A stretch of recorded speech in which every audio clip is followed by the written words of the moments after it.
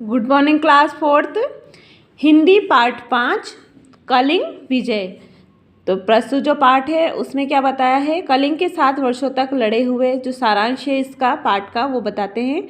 कलिंग के 7 वर्षों तक लड़े गए युद्ध और उसके परिणाम पर दृष्टि डालते हुए अशोक को लगा कि उसने इस महाविनाश से अपने जीवन के उत्कर्ष को पश्चाताप के सागर में डुबोने के अतिरिक्त और कुछ नहीं किया है और हिंसा का वह अनुयायी अहिंसा का पुजारी बन गया है। शिक्षा हिंसा तोड़ने की, खंडित करने की प्रवृत्ति है, जबकि अहिंसा प्रत्येक क्षेत्र में रचना की प्रक्रिया पर बल देती है। हिंसा सताने का कार्य करती है, जबकि अहिंसा दुखी के आंसू पोंछने का।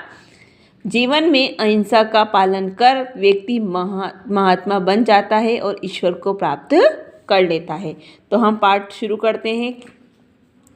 कलिंग एक छोटा सा राज्य था। यह राज्य गोदावरी और महानदी नदियों के बीच में बंगाल की खाड़ी के निकट था। इस राज्य के 3 ओर मौर्य साम्राज्य की सीमाएं थी और चौथी ओर सागर ठाटे मार रहा था। यहाँ के लोग बड़े वीर और सदा सच बोलने वाले थे। यह भूमि बड़ी उपजाऊ थी। यहाँ का व्यापार बड़ी दूर तक फैला हुआ था।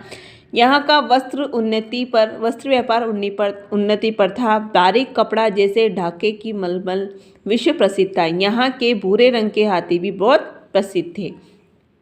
कलिंग राज्य की सेना भी कोई कम न थी। यूनानी राजदूत मेगस्थनीस लिखता है, कलिंग राज्य की अंगरक्षक सेना में 60,000 पैदल, 10,000 घुड़सवार और 600 हाथी थे। सम्राट अशोक के समय तक इस देश ने अपनी सैनिक शक्ति और बढ़ा ली थी। यह छोटा सा राज्य विशाल मौर्य साम्राज्य के सामने सिर उठाए खड़ा था। इसका स्वतंत्र रहना अशोक को खटकने लगा। उसने सोचा कि यदि इस राज्य को अधीन किया गया तो इस राज्य के लोग कहीं विदेश राजाओं के साथ मिलकर मौर्य साम्राज्य के लिए खतरा न बन जाए, इसलिए इस खतरे को बड़े से बड़ा मूल्य देकर भी मिटाना होगा। राजगद्दी पर बैठने के 8 वर्ष बाद सम्राट अशोक ने अपनी महान सेना को लेकर इस राज्य को चारों ओर से घेर लिया। तीन ओर तो इसका राज्य था ही, चौथी ओर से इसने समुद्री बेड़े ने इस छोटे से राज्य का घेरा पूरा कर लिया। अब सम्राट अशोक ने इस संदेश के साथ अपना दूत कलिंग राज के पास भेजा, अब भी चाहो तो युद्ध रुक सकता है, नहीं तो लाखों लोगों